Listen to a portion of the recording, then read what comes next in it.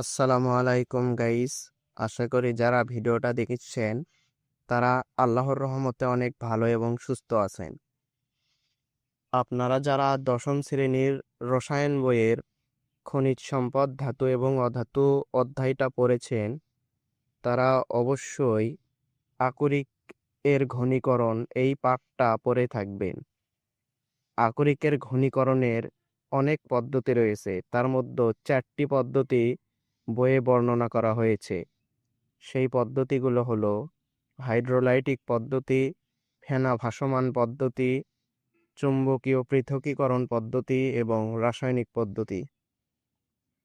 তার মধ্য থেকে আজকে আমি আপনাদেরকে যে হাইড্রোলাইটিক পদ্ধতিতে অক্সাইড আকরিকের ঘনীকরণ করা হয় সেটা আপনাকে প্র্যাকটিক্যাল করে দেখাবো। আপনি যদি আজকের এই ভিডিওটা দেখেন তাহলে ইনশাল্লাহ আপনি অনেক কিছু শিখতে পারবেন, বুঝতে পারবেন। তো আপনার কাছে রিকোয়েস্ট থাকবে অবশ্যই ভিডিওটা পুরো দেখবেন। তো চলুন ভিডিওটা স্টার্ট করি।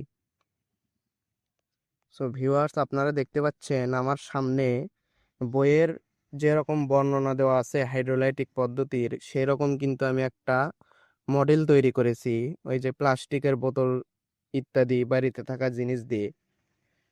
তো হাইড্রোলাইটিক পদ্ধতিটা আমি আপনাকে আরো একবার সংক্ষেপে বলি। হাইড্রোলাইটিক পদ্ধতিটা সাধারণত অক্সাইড আকরিকের ঘনীকরণের ক্ষেত্রে ব্যবহার করা হয়, সেটা আপনারা সকলেই জানেন।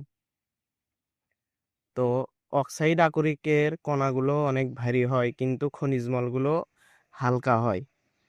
সেই জন্য একটা কাঁপতে থাকা হেলানো টেবিলের ওপর, খাসকাটা টেবিলের ওপর আকরিক ঢেলে তার মধ্যে পানি প্রবাহ করা হয়। পানি প্রবাহ করা হলে ওই অক্সাইড আকরিকের কণাগুলো ভারী হওয়ার কারণে খাঁচের মধ্যে পড়ে যায়। আর ওর খনিজ মলগুলো উপরে ধুয়ে পানির সাথে ধুয়ে চলে যায়। তো এটা এখন আমি আপনাকে প্র্যাকটিক্যাল করে দেখাবো। এই যে দেখুন আমার ওই মডেলটা, এখানে একটা খাস কাটা টেবিলের মতো তৈরি করেছি। আর এই যে এটা হচ্ছে পানি প্রবাহ করার জন্য পানির ট্যাঙ্কি। আর এই যে এর মধ্যে আকরিক ঢালা হবে। তো এই যে দেখুন, এটা হচ্ছে আমার আকরিক, মানে সত্যিকারে আকরিক তো আর নয়। এই যে এটা হচ্ছে আকরিকের সেই চূর্ণ পাউডার। তো প্রথমে কি করব, এই সিপিটা আগে বন্ধ করে দিই। এর মধ্যে পানি ঢালবো, বইয়ে যেরকম লেখা আছে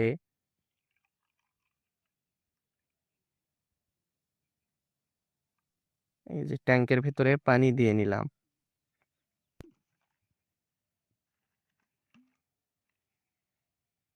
এরপরে কি করব, এই যে এর ভেতরে আমরা এই যে এটা মনে করেন আমাদের অক্সাইড আকরিক, এটা এর মধ্যে দিয়ে দেব।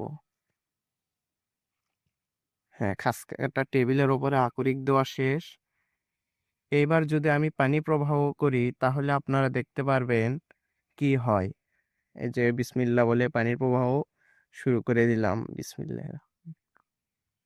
এই যে দেখতে পাচ্ছেন আমাদের ঘনীকরণ কিন্তু শুরু হয়ে গেছে।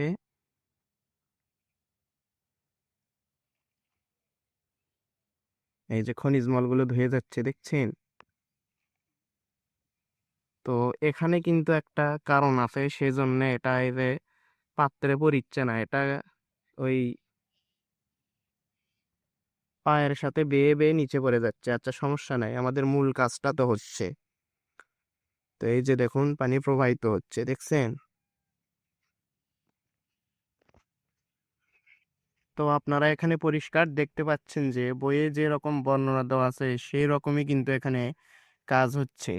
একটি খাস কাটা টেবিলের ওপরে আকরিক ঢালার পর পানি প্রবাহ চালু করার ফলে এই যে ময়লাগুলো, মানে খনিজ মলগুলো দেখেন ধুয়ে চলে গেছে, মানে নিচে পড়ে গেছে। আর ভারী যে কণাগুলো, এটা কিন্তু এই যে খাঁজের মধ্যে পড়ে আছে, আপনারা দেখতে পাচ্ছেন। তো এই সেম টু সেম ভাবে কিন্তু বাস্তবেও ওই অক্সাইড আকরিকের ঘনীকরণ করা হয়। আশা করি আপনারা বুঝতে পেরেছেন। তো এখন অনেকেই বলবে এর মধ্যে হালকা ময়লা তো আছেই।